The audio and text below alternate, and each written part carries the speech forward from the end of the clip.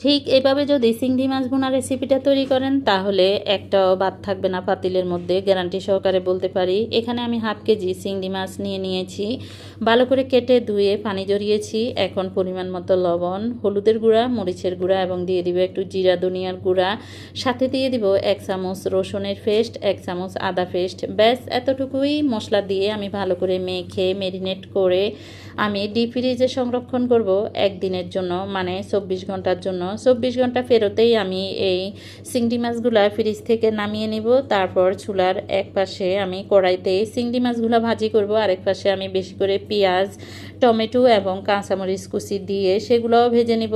এখন একসাথে শুধু নেড়ে ছেড়ে মিক্স করে দিব।